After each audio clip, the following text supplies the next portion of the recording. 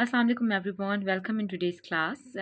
अच्छा जी, most of the students were having some confusion regarding the teaching methodologies कि हमारे teaching methodologies में हम कितने methods लिख सकते हैं. देखें, I told you so many times, please question को read करें. आपके क्वेश्चन की क्या रिक्वायरमेंट्स हैं, वो आपसे क्या पूछना चाह रहे हैं, उसी के हिसाब से आप अपना पेपर अटेम्प्ट करेंगे. ठीक है, आपको जितना कंटेंट पढ़ाया गया है ये एज इट इज़ आपने कहाँ पर यूज़ करना है, किस तरीके से यूज़ करना है और कैसे आप पेपर को अटेम्प्ट करेंगे, वो आपके अपने क्रिएटिव स्किल्स हैं, वो आपके अपने राइटिंग स्किल्स हैं. ठीक है, आप अब आपको सिटीजनशिप एंड कम्युनिटी इंगेजमेंट पे डिफरेंट क्वेश्चंस आ सकते हैं कि जैसे कम्युनिटी इंगेजमेंट क्यों ज़रूरी है, आपके पास लोकल जो है ना वो कम्युनिटी कौन कौन सी हैं, या आपके पास जो ग्लोबल कम्युनिटी आपके पास कौन कौन सी है, सोसाइटी कल्चर कम्युनिटी क्या है, इनका बच्चे पे क्या इम्पैक्ट पड़ता है. तो ये वो चीज़ें हैं जो कि आपको ऑलरेडी पता है, आपने सिर्फ क्वेश्चन को रीड करना है और उसको अटैम्प्ट आपने खुद करना है.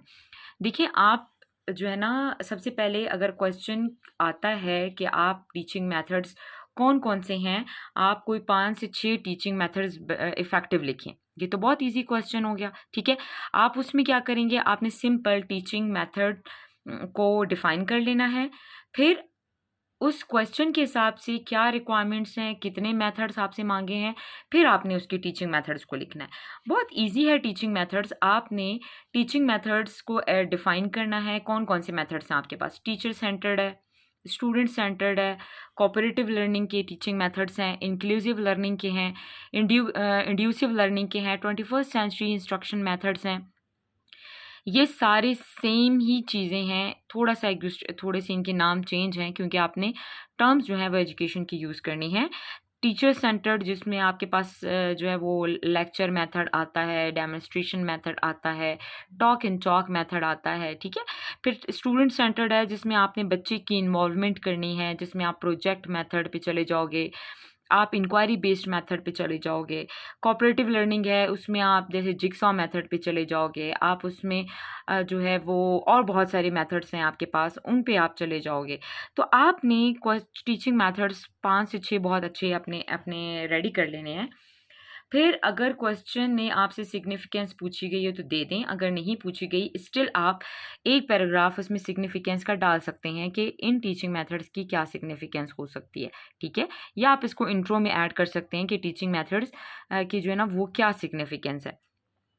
अगर पूछा गया है तो आप हर एक की सिग्निफिकेंस को जो है ना वो एक दो दफ़ा रीड कर लेंगे तो आपको समझ आ जाएगी कि कौन सी टीचिंग मेथड की क्या सिग्निफिकेंस या इंपॉर्टेंस हो सकती है.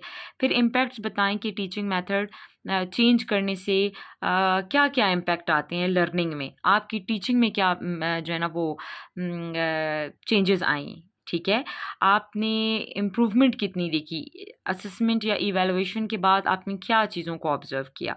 फिर आप उसके इम्पैक्ट्स बताने के बाद आउटकम्स पे आइए कि बच्चा किन किन एरियाज़ में उसकी लर्निंग हुई, क्या आउटकम्स हमें मिले, कितने पॉजिटिव आउटकम्स थे, हमें किन चीज़ों का पता चला कि कितने स्लो लर्नर्स हैं जिन पे काम करना है, कितने मीडियोकर्स हैं, कितने फास्ट लर्नर्स हैं, पीर स्टूडेंट्स जो हैं वो आपके पास उनकी जो हमने उनको इन्वॉल्व किया तो आपके पास क्या क्या जो है ना वो चेंजेस आई.